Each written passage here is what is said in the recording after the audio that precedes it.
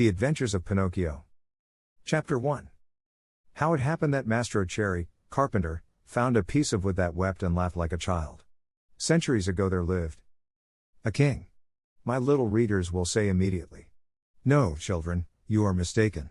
Once upon a time there was a piece of wood. It was not an expensive piece of wood. Far from it. Just a common block of firewood, one of those thick, solid logs that are put on the fire in winter to make cold rooms cozy and warm.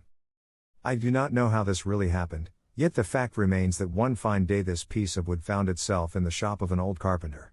His real name was Mastro Antonio, but everyone called him Mastro Cherry, for the tip of his nose was so round and red and shiny that it looked like a ripe cherry. As soon as he saw that piece of wood, Mastro Cherry was filled with joy. Rubbing his hands together happily, he mumbled half to himself, "This has come in the nick of time. I shall use it to make the leg of a table." He grasped the hatchet quickly to peel off the bark and shape the wood. But as he was about to give it the first blow, he stood still with arm uplifted, for he had heard a wee, little voice say in a beseeching tone, "Please be careful. Do not hit me so hard." What a look of surprise shone on Mastro Cherry's face. His funny face became still funnier. He turned frightened eyes about the room to find out where that wee, little voice had come from, and he saw no one. He looked under the bench, no one. He peeped inside the closet, no one. He searched among the shavings, no one. He opened the door to look up and down the street, and still no one. "Oh, I see," he then said, laughing and scratching his wig. "It can easily be seen that I only thought I heard the tiny voice say the words, 'Well, well, to work once more.'" He struck a most solemn blow upon the piece of wood. "Oh! You hurt!" cried the same faraway little voice. Mastro Cherry grew dumb, his eyes popped out of his head, his mouth opened wide, and his tongue hung down on his chin. As soon as he regained the use of his senses, he said, trembling and stuttering from fright, "Where did that voice come from, when there is no one around? Might it be that this piece of wood has learned to weep and cry like a child? I can hardly believe it. Here it is, a piece of common firewood, good only to burn in the stove, the same as any other. Yet, might someone be hidden in it? If so, the worse for him. I'll fix him." With these words, he grabbed the log with both hands and started to knock it about unmercifully. He threw it to the floor, against the walls of the room, and even up to the ceiling. He listened for the tiny voice to moan and cry. He waited 2 minutes, nothing. 5 minutes, nothing. 10 minutes, nothing. "Oh, I see," he said, trying bravely to laugh and ruffling up his wig with his hand. "It can easily be seen I only imagined I heard the tiny voice.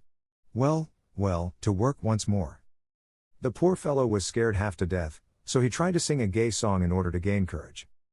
He set aside the hatchet and picked up the plane to make the wood smooth and even, but as he drew it to and fro, he heard the same tiny voice. This time it giggled as it spoke. "Stop it. Oh, stop it. Ha, ha, ha. You tickle my stomach." This time poor Mastro Cherry fell as if shot. When he opened his eyes, he found himself sitting on the floor. His face had changed. Fright had turned even the tip of his nose from red to deepest purple. Chapter 2. Mastro Cherry gives the piece of wood to his friend Geppetto, who takes it to make himself a marionette that will dance, fence, and turn somersaults. In that very instant, a loud knock sounded on the door. "Come in," said the carpenter, not having an atom of strength left with which to stand up. At the words, the door opened and a dapper little old man came in. His name was Geppetto, but to the boys of the neighborhood he was Polendina, on account of the wig he always wore, which was just the color of yellow cornmeal mush. Geppetto had a very bad temper. Woe to the one who called him Polendina. He became as wild as a beast and no one could soothe him. "Good day, Mastro Antonio," said Geppetto. "What are you doing on the floor?" "I am teaching the ants their ABCs. "Good luck to you." "What brought you here, friend Geppetto?" "My legs. And it may flatter you to know, Mastro Antonio, that I have come to you to beg for a favor." "Here I am, at your service," answered the carpenter, raising himself onto his knees. "This morning a fine idea came to me." "Let's hear it." "I thought of making myself a beautiful wooden marionette. It must be wonderful, one that will be able to dance, fence, and turn somersaults. With it I intend to go around the world, to earn my crust of bread and cup of wine. What do you think of it?" "Bravo, Polendina," cried the same tiny voice which came from no one knew where. On hearing himself called Polendina, Mastro Geppetto turned the color of a red pepper and, facing the carpenter, said to him angrily, Why do you insult me? Who is insulting you? You called me Polendina. I did not. I suppose you think I did. Yet I know it was you. No. Yes. No. Yes. And growing angrier each moment, they went from words to blows, and finally began to scratch and bite and slap each other. When the fight was over, Mastro Antonio had Geppetto's yellow wig in his hands and Geppetto found the carpenter's curly wig in his mouth. Give me back my wig! Shouted Mastro Antonio in a surly voice. You return mine and we'll be friends. The two little old men, each with his own wig back on his own head, shook hands and swore to be good friends for the rest of their lives. Well then, Mastro Geppetto, said the carpenter, to show he bore him no ill will, what is it you want? I want a piece of wood to make a marionette. Will you give it to me? Mastro Antonio, very glad indeed, went immediately to his bench to get the piece of wood which had frightened him so much. But as he was about to give it to his friend, with a violent jerk it slipped out of his hands and hit against poor Geppetto's thin legs. Ah! Is this the gentle way, Mastro Antonio, in which you make your gifts? You have made me almost lame. I swear to you I did not do it. It was I, of course. It's the fault of this piece of wood. You're right, but remember you were the one to throw it at my legs. I did not throw it. Liar. Geppetto, do not insult me or I shall call you Polendina. Idiot. Polendina. Donkey. Polendina. Ugly monkey. Polendina. On hearing himself called Polendina for the third time, Geppetto lost his head with rage and threw himself upon the carpenter. Then and there they gave each other a sound thrashing. After this fight, Mastro Antonio had 2 more scratches on his nose, and Geppetto had 2 buttons missing from his coat. Thus having settled their accounts, they shook hands and swore to be good friends for the rest of their lives. Then Geppetto took the fine piece of wood, thanked Mastro Antonio, and limped away toward home. Chapter 3. As soon as he gets home, Geppetto fashions the marionette and calls it Pinocchio. The first pranks of the marionette. Little as Geppetto's house was, it was neat and comfortable. It was a small room on the ground floor, with a tiny window under the stairway. The furniture could not have been much simpler, a very old chair, a rickety old bed, and a tumble-down table. A fireplace full of burning logs was painted on the wall opposite the door. Over the fire, there was painted a pot full of something which kept boiling happily away and sending up clouds of what looked like real steam. As soon as he reached home, Geppetto took his tools and began to cut and shape the wood into a marionette. What shall I call him? He said to himself. I think I'll call him Pinocchio. This name will make his fortune. I knew a whole family of Pinocchio once, Pinocchio the father, Pinocchio the mother, and Pinocchio the children, and they were all lucky. The richest of them begged for his living. After choosing the name for his marionette, Geppetto set seriously to work to make the hair, the forehead, the eyes. Fancy his surprise when he noticed that these eyes moved and then stared fixedly at him. Geppetto, seeing this, felt insulted and said in a grieved tone, Ugly wooden eyes, why do you stare so? There was no answer. After the eyes, Geppetto made the nose, which began to stretch as soon as finished. It stretched and stretched and stretched till it became so long, it seemed endless. Poor Geppetto kept cutting it and cutting it, but the more he cut, the longer grew that impertinent nose. In despair he let it alone. Next he made the mouth. No sooner was it finished than it began to laugh and poke fun at him. Stop laughing, said Geppetto angrily, but he might as well have spoken to the wall. Stop laughing, I say, he roared in a voice of thunder. The mouth stopped laughing, but it stuck out a long tongue. Not wishing to start an argument, Geppetto made believe he saw nothing and went on with his work. After the mouth, he made the chin, then the neck, the shoulders, the stomach, the arms, and the hands.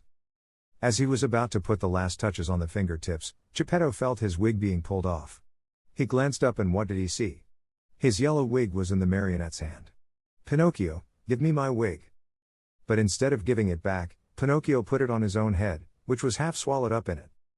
At that unexpected trick, Geppetto became very sad and downcast, more so than he had ever been before. Pinocchio, you wicked boy! He cried out. You are not yet finished, and you start out by being impudent to your poor old father. Very bad, my son, very bad. And he wiped away a tear. The legs and feet still had to be made. As soon as they were done, Geppetto felt a sharp kick on the tip of his nose. I deserve it, he said to himself. I should have thought of this before I made him. Now it's too late. He took hold of the marionette under the arms and put him on the floor to teach him to walk. Pinocchio's legs were so stiff that he could not move them, and Geppetto held his hand and showed him how to put out one foot after the other. When his legs were limbered up, Pinocchio started walking by himself and ran all around the room. He came to the open door, and with one leap he was out into the street. Away he flew. Poor Geppetto ran after him but was unable to catch him, for Pinocchio ran in leaps and bounds, his 2 wooden feet, as they beat on the stones of the street, making as much noise as 20 peasants in wooden shoes. "Catch him! Catch him!" Geppetto kept shouting. But the people in the street, seeing a wooden marionette running like the wind, stood still to stare and to laugh until they cried. At last, by sheer luck, a carabineer happened along, who, hearing all that noise, thought that it might be a runaway colt, and stood bravely in the middle of the street, with legs wide apart, firmly resolved to stop it and prevent any trouble. A military policeman. Pinocchio saw the carabineer from afar and tried his best to escape between the legs of the big fellow, but without success. The carabineer grabbed him by the nose, it was an extremely long one and seemed made on purpose for that very thing, and returned him to Mastro Geppetto. The little old man wanted to pull Pinocchio's ears. Think how he felt when, upon searching for them, he discovered that he had forgotten to make them. All he could do was to seize Pinocchio by the back of the neck and take him home. As he was doing so, he shook him 2 or 3 times and said to him angrily, "We're going home now. When we get home, then we'll settle this matter." Pinocchio, on hearing this, threw himself on the ground and refused to take another step. One person after another gathered around the two. Some said one thing, some another. "Poor marionette," called out a man. "I am not surprised he doesn't want to go home. Geppetto, no doubt, will beat him unmercifully, he is so mean and cruel." "Geppetto looks like a good man," added another, "but with boys he's a real tyrant. If we leave that poor marionette in his hands he may tear him to pieces." They said so much that, finally, the carabineer ended matters by setting Pinocchio at liberty and dragging Geppetto to prison. The poor old fellow did not know how to defend himself, but wept and wailed like a child and said between his sobs, "Ungrateful boy! To think I tried so hard to make you a well-behaved marionette. I deserve it, however. I should have given the matter more thought." What happened after this is an almost unbelievable story, but you may read it, dear children, in the chapters that follow. Chapter 4. The story of Pinocchio and the talking cricket, in which one sees that bad children do not like to be corrected by those who know more than they do. Very little time did it take to get poor old Geppetto to prison. In the meantime that rascal, Pinocchio, free now from the clutches of the carabineer, was running wildly across fields and meadows, taking one short cut after another toward home. In his wild flight, he leapt over brambles and bushes, and across brooks and ponds, as if he were a goat or a hare chased by hounds. On reaching home he found the house door half open. He slipped into the room, locked the door and threw himself on the floor, happy at his escape. But his happiness lasted only a short time, for just then he heard someone saying, "Cree cree cree." "Who is calling me?" asked Pinocchio, greatly frightened. "I am." Pinocchio turned and saw a large cricket crawling slowly up the wall. "Tell me, cricket, who are you?" "I am the talking cricket and I have been living in this room for more than 100 years. Today, however, this room is mine," said the marionette, "and if you wish to do me a favor, get out now and don't turn around even once." "I refuse to leave this spot," answered the cricket, "until I have told you a great truth." "Tell it, then, and hurry." "Woe to boys who refuse to obey their parents and run away from home. They will never be happy in this world, and when they are older they will be very sorry for it." "Sing on, cricket mine, as you please. What I know is, that tomorrow at dawn, I leave this place forever. If I stay here the same thing will happen to me which happens to all other boys and girls. They are sent to school, and whether they want to or not, they must study. As for me, let me tell you, I hate to study. It's much more fun, I think, to chase after butterflies, climb trees, and steal birds' nests. Poor little silly. Don't you know that if you go on like that, you will grow into a perfect donkey and that you'll be the laughingstock of everyone?" "Keep still, you ugly cricket!" cried Pinocchio. But the cricket, who was a wise old philosopher, instead of being offended at Pinocchio's impudence, continued in the same tone. "If you do not like going to school, why don't you at least learn a trade, so that you can earn an honest living?" "Shall I tell you something?" asked Pinocchio, who was beginning to lose patience. "Of all the trades in the world, there is only one that really suits me." "And what can that be?" "That of eating, drinking, sleeping, playing, and wandering around from morning till night. Let me tell you, for your own good, Pinocchio, said the talking cricket in his calm voice, that those who follow that trade always end up in the hospital or in prison. Careful, ugly cricket. If you make me angry, you'll be sorry. Poor Pinocchio, I am sorry for you. Why? Because you are a marionette and, what is much worse, you have a wooden head. At these last words, Pinocchio jumped up in a fury, took a hammer from the bench, and threw it with all his strength at the talking cricket. Perhaps he did not think he would strike it. But, sad to relate, my dear children, he did hit the cricket, straight on its head. With a last wee cree, the poor cricket fell from the wall, dead. Chapter 5. Pinocchio is hungry and looks for an egg to cook himself an omelette, but, to his surprise, the omelette flies out of the window. If the cricket's death scared Pinocchio at all, it was only for a very few moments. For, as night came on, a queer, empty feeling at the pit of his stomach reminded the marionette that he had eaten nothing as yet. A boy's appetite grows very fast, and in a few moments the queer, empty feeling had become hunger, and the hunger grew bigger and bigger, until soon he was as ravenous as a bear. Poor Pinocchio ran to the fireplace where the pot was boiling and stretched out his hand to take the cover off, but to his amazement the pot was only painted. Think how he felt. His long nose became at least 2 inches longer. He ran about the room, dug in all the boxes and drawers, and even looked under the bed in search of a piece of bread, hard though it might be, or a cookie, or perhaps a bit of fish. A bone left by a dog would have tasted good to him. But he found nothing. And meanwhile his hunger grew and grew. The only relief poor Pinocchio had was to yawn, and he certainly did yawn, such a big yawn that his mouth stretched out to the tips of his ears. Soon he became dizzy and faint. He wept and wailed to himself, the talking cricket was right. It was wrong of me to disobey father and to run away from home. If he were here now, I wouldn't be so hungry. Oh, how horrible it is to be hungry.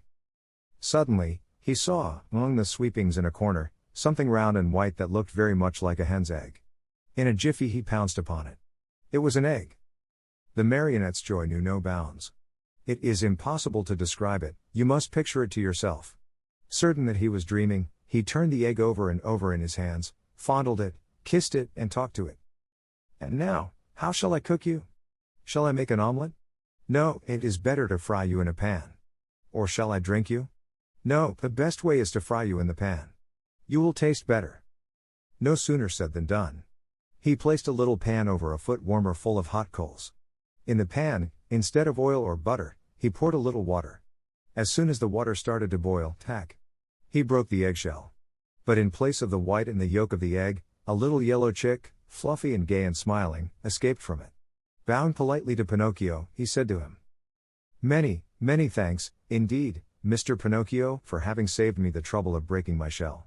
Goodbye and good luck to you, and remember me to the family." With these words he spread out his wings and, darting to the open window, he flew away into space till he was out of sight. The poor marionette stood as if turned to stone, with wide eyes, open mouth, and the empty halves of the eggshell in his hands. When he came to himself, he began to cry and shriek at the top of his lungs, stamping his feet on the ground and wailing all the while. The talking cricket was right. If I had not run away from home and if father were here now, I should not be dying of hunger. Oh, how horrible it is to be hungry. And as his stomach kept grumbling more than ever and he had nothing to quiet it with, he thought of going out for a walk to the nearby village, in the hope of finding some charitable person who might give him a bit of bread. Chapter 6. Pinocchio falls asleep with his feet on a foot warmer and awakens the next day with his feet all burned off. Pinocchio hated the dark street, but he was so hungry that, in spite of it, he ran out of the house. The night was pitch black. It thundered, and bright flashes of lightning now and again shot across the sky, turning it into a sea of fire. An angry wind blew cold and raised dense clouds of dust, while the trees shook and moaned in a weird way. Pinocchio was greatly afraid of thunder and lightning, but the hunger he felt was far greater than his fear. In a dozen leaps and bounds, he came to the village, tired out, puffing like a whale, and with tongue hanging. The whole village was dark and deserted. The stores were closed, the doors, the windows. In the streets, not even a dog could be seen. It seemed the village of the dead. Pinocchio, in desperation, ran up to a doorway, threw himself upon the bell, and pulled it wildly, saying to himself, "Someone will surely answer that." He was right. An old man in a nightcap opened the window and looked out. He called down angrily, "What do you want at this hour of night? Will you be good enough to give me a bit of bread? I am hungry." "Wait a minute and I'll come right back," answered the old fellow, thinking he had to deal with one of those boys who love to roam around at night ringing people's bells while they are peacefully asleep. After a minute or two, the same voice cried, "Get under the window and hold out your hat." Pinocchio had no hat, but he managed to get under the window just in time to feel a shower of ice-cold water pour down on his poor wooden head, his shoulders, and over his whole body. He returned home as wet as a rag, and tired out from weariness and hunger. As he no longer had any strength left with which to stand, he sat down on a little stool and put his 2 feet on the stove to dry them. There he fell asleep, and while he slept, his wooden feet began to burn. Slowly, very slowly, they blackened and turned to ashes. Pinocchio snored away happily as if his feet were not his own. At dawn he opened his eyes just as a loud knocking sounded at the door. "Who is it?" he called, yawning and rubbing his eyes. "It is I," answered a voice. It was the voice of Geppetto. Chapter 7. Geppetto returns home and gives his own breakfast to the marionette. The poor marionette, who was still half asleep, had not yet found out that his 2 feet were burned and gone. As soon as he heard his father's voice, he jumped up from his seat to open the door, but, as he did so, he staggered and fell headlong to the floor. In falling, he made as much noise as a sack of wood falling from the 5th story of a house. "Open the door for me," Geppetto shouted from the street. "Father, dear father, I can't," answered the marionette in despair, crying and rolling on the floor. "Why can't you?" "Because someone has eaten my feet." "And who has eaten them?" "The cat," answered Pinocchio, seeing that little animal busily playing with some shavings in the corner of the room. "Open, I say," repeated Geppetto, "or I'll give you a sound whipping when I get in." "Father, believe me, I can't stand up. Oh, dear. Oh, dear. I shall have to walk on my knees all my life." Geppetto, thinking that all these tears and cries were only other pranks of the marionette, climbed up the side of the house and went in through the window. At first he was very angry, but on seeing Pinocchio stretched out on the floor and really without feet, he felt very sad and sorrowful. Picking him up from the floor, he fondled and caressed him, talking to him while the tears ran down his cheeks. "My little Pinocchio, my dear little Pinocchio. How did you burn your feet?" "I don't know, father, but believe me, the night has been a terrible one and I shall remember it as long as I live. The thunder was so noisy and the lightning so bright, and I was hungry. And then the talking cricket said to me, 'You deserve it, you are bad,' and I said to him, 'Careful, cricket,' and he said to me, 'You are a marionette and you have a wooden head,' and I threw the hammer at him and killed him. It was his own fault, for I didn't want to kill him. And I put the pan on the coals, but the chick flew away and said, 'I'll see you again. Remember me to the family.' And my hunger grew, and I went out, and the old man with a nightcap looked out of the window and threw water on me, and I came home and put my feet on the stove to dry them because I was still hungry, and I fell asleep and now my feet are gone but my hunger isn't. Oh! Oh! Oh!" And poor Pinocchio began to scream and cry so loudly that he could be heard for miles around. Geppetto, who had understood nothing of all that jumbled talk, except that the marionette was hungry, felt sorry for him, and pulling 3 pears out of his pocket, offered them to him, saying, "These 3 pears were for my breakfast, but I give them to you gladly. Eat them and stop weeping. If you want me to eat them, please peel them for me." "Peel them?" asked Geppetto, very much surprised. "I should never have thought, dear boy of mine, that you were so dainty and fussy about your food. Bad, very bad. In this world, even as children, we must accustom ourselves to eat of everything, for we never know what life may hold in store for us." "You may be right," answered Pinocchio, "but I will not eat the pears if they are not peeled. I don't like them." And good old Geppetto took out a knife, peeled the 3 pears, and put the skins in a row on the table. Pinocchio ate 1 pear in a twinkling and started to throw the core away, but Geppetto held his arm. "Oh, no, don't throw it away. Everything in this world may be of some use. But the core I will not eat," cried Pinocchio in an angry tone. "Who knows?" repeated Geppetto calmly.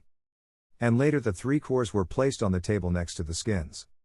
Pinocchio had eaten the 3 pears, or rather devoured them. Then he yawned deeply, and wailed, "I'm still hungry. But I have no more to give you. Really, nothing, nothing. I have only these 3 cores and these skins." "Very well, then," said Pinocchio, "if there is nothing else I'll eat them." At first he made a wry face, but, one after another, the skins and the cores disappeared. "Ah! Now I feel fine," he said after eating the last one. "You see," observed Geppetto, that I was right when I told you that one must not be too fussy and too dainty about food. My dear, we never know what life may have in store for us. Chapter 8. Geppetto makes Pinocchio a new pair of feet, and sells his coat to buy him an ABC book. The marionette, as soon as his hunger was appeased, started to grumble and cry that he wanted a new pair of feet. But Mastro Geppetto, in order to punish him for his mischief, let him alone the whole morning. After dinner he said to him, "Why should I make your feet over again? To see you run away from home once more? I promise you," answered the marionette, sobbing, "that from now on I'll be good." "Boys always promise that when they want something," said Geppetto. "I promise to go to school every day, to study, and to succeed. Boys always sing that song when they want their own will. But I am not like other boys. I am better than all of them and I always tell the truth. I promise you, Father, that I'll learn a trade, and I'll be the comfort and staff of your old age."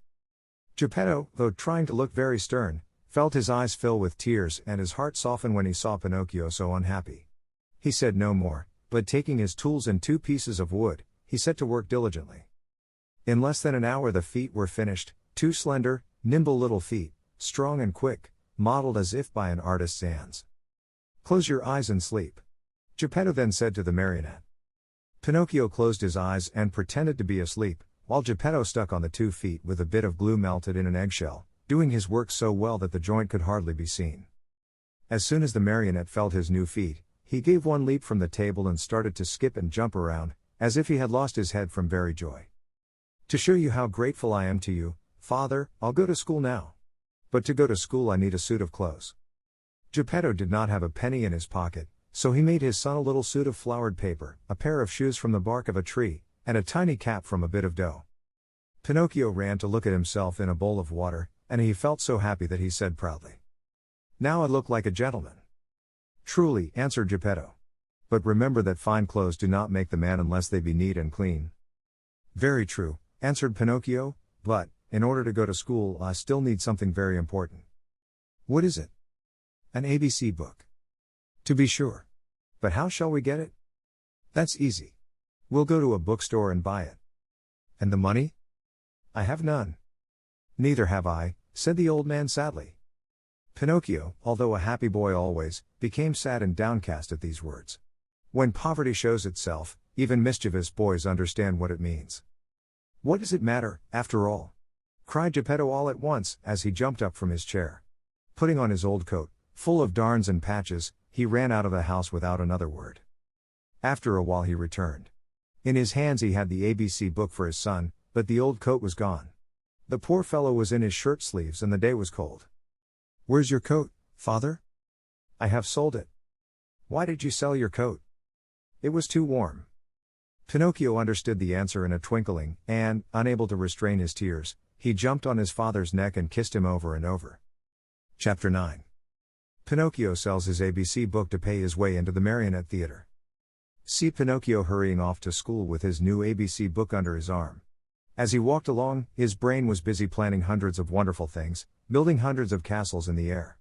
Talking to himself, he said, "In school today, I'll learn to read, tomorrow to write, and the day after tomorrow I'll do arithmetic.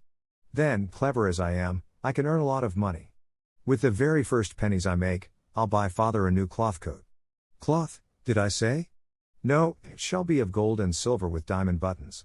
That poor man certainly deserves it, for, after all, hasn't he in his shirt sleeves because he was good enough to buy a book for me? On this cold day, too. Fathers are indeed good to their children. As he talked to himself, he thought he heard sounds of pipes and drums coming from a distance, pi pi pi, pi pi pi, zoom, zoom, zoom, zoom. He stopped to listen. Those sounds came from a little street that led to a small village along the shore. What can that noise be? What a nuisance that I have to go to school. Otherwise. There he stopped, very much puzzled. He felt he had to make up his mind for either one thing or another. Should he go to school, or should he follow the pipes? Today I'll follow the pipes, and tomorrow I'll go to school. There's always plenty of time to go to school, decided the little rascal at last, shrugging his shoulders. No sooner said than done. He started down the street, going like the wind. On he ran, and louder grew the sounds of pipe and drum, pi pi pi, pi pi pi, pi pi pi, zoom, zoom, zoom, zoom. Suddenly, he found himself in a large square, full of people standing in front of a little wooden building painted in brilliant colors. "What is that house?" Pinocchio asked a little boy near him. "Read the sign and you'll know." "I'd like to read, but somehow I can't today." "Oh really? Then I'll read it to you." "No, then, that written in letters of fire I see the words, Great Marionette Theater." "When did the show start?" "It is starting now." "And how much does one pay to get in?" "4 pennies. Pinocchio, who was wild with curiosity to know what was going on inside, lost all his pride and said to the boy shamelessly, "Will you give me 4 pennies until tomorrow?" "I'd give them to you gladly," answered the other, poking fun at him, "but just now I can't give them to you. For the price of 4 pennies, I'll sell you my coat." "If it rains, what shall I do with a coat of flowered paper? I could not take it off again." "Do you want to buy my shoes? They are only good enough to light a fire with." "What about my hat?" "Fine bargain, indeed. A cap of dough. The mice might come and eat it from my head." Pinocchio was almost in tears. He was just about to make one last offer, but he lacked the courage to do so. He hesitated, he wondered, he could not make up his mind. At last he said, "Will you give me 4 pennies for the book?" "I am a boy and I buy nothing from boys," said the little fellow with far more common sense than the marionette. "I'll give you 4 pennies for your ABC book," said a rag picker who stood by. Then and there, the book changed hands. And to think that poor old Geppetto sat at home in his shirt sleeves, shivering with cold, having sold his coat to buy that little book for his son. Chapter 10. The marionettes recognize their brother Pinocchio, and greet him with loud cheers, but the director, Fire Eater, happens along and poor Pinocchio almost loses his life. Quick as a flash, Pinocchio disappeared into the marionette theater. And then something happened which almost caused a riot. The curtain was up and the performance had started. Harlequin and Pulcinella were reciting on the stage and, as usual, they were threatening each other with sticks and blows. The theater was full of people, enjoying the spectacle and laughing till they cried at the antics of the 2 marionettes. The play continued for a few minutes, and then suddenly, without any warning, Harlequin stopped talking. Turning toward the audience, he pointed to the rear of the orchestra, yelling wildly at the same time. "Look, look! Am I asleep or awake? Or do I really see Pinocchio there?" "Yes, yes. It is Pinocchio!" screamed Pulcinella. "It is. It is!" shrieked Signora Rosaura, peeking in from the side of the stage. "It is Pinocchio! It is Pinocchio!" yelled all the marionettes, pouring out of the wings. "It is Pinocchio! It is our brother Pinocchio! Hurrah for Pinocchio!" "Pinocchio, come up to me!" shouted Harlequin. "Come to the arms of your wooden brothers." At such a loving invitation, Pinocchio, with one leap from the back of the orchestra, found himself in the front rows. With another leap, he was on the orchestra leader's head. With a third, he landed on the stage. It is impossible to describe the shrieks of joy, the warm embraces, the knocks, and the friendly greetings with which that strange company of dramatic actors and actresses received Pinocchio. It was a heart-rending spectacle, but the audience, seeing that the play had stopped, became angry and began to yell. The play, we want the play." The yelling was of no use, for the marionettes, instead of going on with their act, made twice as much racket as before, and, lifting up Pinocchio on their shoulders, carried him around the stage in triumph. At that very moment, the director came out of his room. He had such a fearful appearance that one look at him would fill you with horror. His beard was as black as pitch, and so long that it reached from his chin down to his feet. His mouth was as wide as an oven, his teeth like yellow fangs, and his eyes, 2 glowing red coals. In his huge, hairy hands, a long whip, made of green snakes and black cat's tails twisted together, swished through the air in a dangerous way. At the unexpected apparition, no one dared even to breathe. One could almost hear a fly go by. Those poor marionettes, one and all, trembled like leaves in a storm. "Why have you brought such excitement into my theater?" the huge fellow asked Pinocchio with the voice of an ogre suffering with a cold. "Believe me, Your Honor, the fault was not mine." "Enough. Be quiet. I'll take care of you later." As soon as the play was over, the director went to the kitchen, where a fine big lamb was slowly turning on the spit. More wood was needed to finish cooking it. He called Harlequin and Pulcinella and said to them, "Bring that marionette to me. He looks as if he were made of well-seasoned wood. He'll make a fine fire for this spit." Harlequin and Pulcinella hesitated a bit. Then, frightened by a look from their master, they left the kitchen to obey him. A few minutes later they returned, carrying poor Pinocchio, who was wriggling and squirming like an eel and crying pitifully. "Father, save me. I don't want to die. I don't want to die." Chapter 11. Fire Eater sneezes and forgives Pinocchio, who saves his friend, Harlequin, from death. In the theater, great excitement reigned. Fire Eater, this was really his name, was very ugly, but he was far from being as bad as he looked. Proof of this is that, when he saw the poor marionette being brought into him, struggling with fear and crying, "I don't want to die. I don't want to die," he felt sorry for him and began first to waver and then to weaken. Finally, he could control himself no longer and gave a loud sneeze. At that sneeze, Harlequin, who until then had been as sad as a weeping willow, smiled happily and leaning toward the marionette, whispered to him, "Good news, brother mine. Fire Eater has sneezed and this is a sign that he feels sorry for you. You are saved. For be it known, that, while other people, when sad and sorrowful, weep and wipe their eyes, Fire Eater, on the other hand, had the strange habit of sneezing each time he felt unhappy. The way was just as good as any other to show the kindness of his heart." After sneezing, Fire Eater, ugly as ever, cried to Pinocchio, "Stop crying. Your wails give me a funny feeling down here in my stomach and, ee-chee. Ee-chee." 2 loud sneezes finished his speech. "God bless you," said Pinocchio. "Thanks.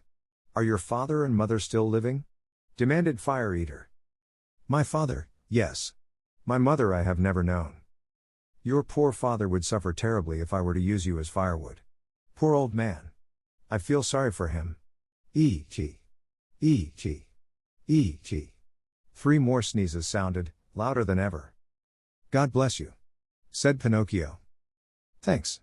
However, I ought to be sorry for myself, too, just now. My good dinner is spoiled. I have no more wood for the fire, and the lamb is only half cooked. Never mind. In your place I'll burn some other marionette. Hey there, officers." At the call, 2 wooden officers appeared, long and thin as a yard of rope, with queer hats on their heads and swords in their hands. Fire Eater yelled at them in a hoarse voice, "Take Harlequin, tie him, and throw him on the fire. I want my lamb well done."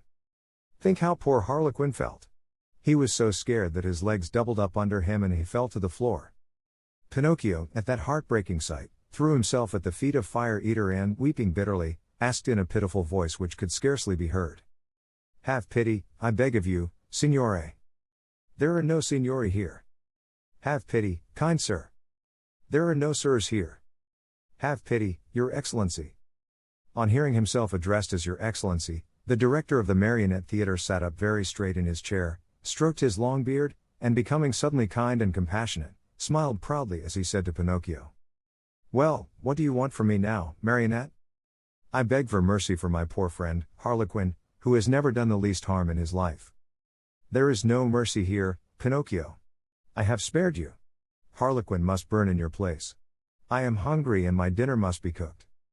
"In that case," said Pinocchio proudly, as he stood up and flung away his cap of dough, "in that case, my duty is clear. Come, officers. Tie me up and throw me on those flames. No, it is not fair for poor Harlequin, the best friend that I have in the world, to die in my place." These brave words, said in a piercing voice, made all the other marionettes cry. Even the officers, who were made of wood also, cried like 2 babies. Fire Eater at first remained hard and cold as a piece of ice, but then, little by little, he softened and began to sneeze. And after 4 or 5 sneezes, he opened wide his arms and said to Pinocchio, "You are a brave boy. Come to my arms and kiss me." Pinocchio ran to him and, scurrying like a squirrel up the long black beard, he gave Fire Eater a loving kiss on the tip of his nose. "Has pardon been granted to me?" asked poor Harlequin with a voice that was hardly a breath. "Pardon is yours," answered Fire Eater, and sighing and wagging his head, he added, "Well, tonight I shall have to eat my lamb only half cooked, but beware the next time, marionettes." At the news that pardon had been given, the marionettes ran to the stage and, turning on all the lights, they danced and sang till dawn. Chapter 12. Fire Eater gives Pinocchio 5 gold pieces for his father, Geppetto, but the marionette meets a fox and a cat and follows them. The next day Fire Eater called Pinocchio aside and asked him, "What is your father's name?" "Geppetto." "And what is his trade?" "He's a wood carver." "Does he earn much?" "He earns so much that he never has a penny in his pockets." Just think that, in order to buy me an ABC book for school, he had to sell the only coat he owned, a coat so full of darns and patches that it was a pity. Poor fellow. I feel sorry for him. Here, take these 5 gold pieces. Go, give them to him with my kindest regards. Pinocchio, as may easily be imagined, thanked him 1,000 times. He kissed each marionette in turn, even the officers, and, beside himself with joy, set out on his homeward journey. He had gone barely half a mile when he met a lame fox and a blind cat, walking together like 2 good friends. The lame fox leaned on the cat, and the blind cat let the fox lead him along. "Good morning, Pinocchio," said the fox, greeting him courteously. "How do you know my name?" asked the marionette. "I know your father well." "Where have you seen him?" "I saw him yesterday standing at the door of his house." "And what was he doing?" "He was in his shirt sleeves trembling with cold." "Poor father! But, after today, God willing, he will suffer no longer." "Why?" "Because I have become a rich man." "You, a rich man?" said the fox, and he began to laugh out loud. The cat was laughing also, but tried to hide it by stroking his long whiskers. "There is nothing to laugh at," cried Pinocchio angrily. "I am very sorry to make your mouth water, but these, as you know, are 5 new gold pieces." And he pulled out the gold pieces which Fire Eater had given him. At the cheerful tinkle of the gold, the fox unconsciously held out his paw that was supposed to be lame, and the cat opened wide his 2 eyes till they looked like live coals, but he closed them again so quickly that Pinocchio did not notice. "And may I ask," inquired the fox, "what you are going to do with all that money?"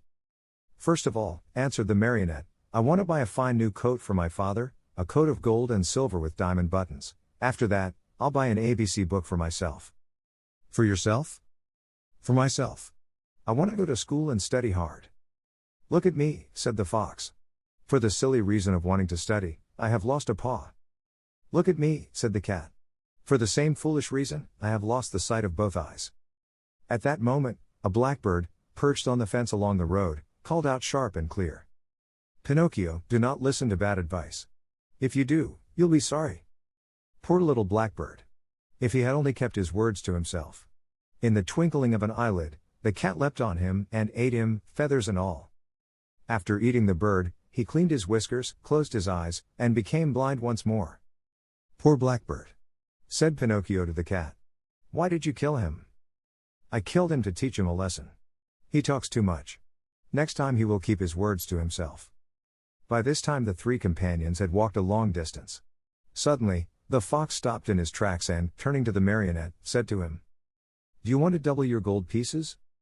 "What do you mean?" "Do you want 100, 1,000, 2,000 gold pieces for your miserable 5? "Yes, but how?" "The way is very easy. Instead of returning home, come with us." "And where will you take me?" "To the city of Simple Simons." Pinocchio thought a while and then said firmly, "No, I don't want to go. Home is near, and I'm going where father is waiting for me. How unhappy he must be that I have not yet returned. I have been a bad son, and the talking cricket was right when he said that a disobedient boy cannot be happy in this world. I have learned this at my own expense. Even last night in the theater, when Fire Eater bird, the shivers run up and down my back at the mere thought of it." "Well, then," said the fox, "if you really want to go home, go ahead, but you'll be sorry." "You'll be sorry," repeated the cat. "Think well, Pinocchio, you are turning your back on Dame Fortune." "On Dame Fortune," repeated the cat. "Tomorrow your 5 gold pieces will be 2,000. 2,000. Repeated the cat. "But how can they possibly become so many?" asked Pinocchio wonderingly. "I'll explain," said the fox.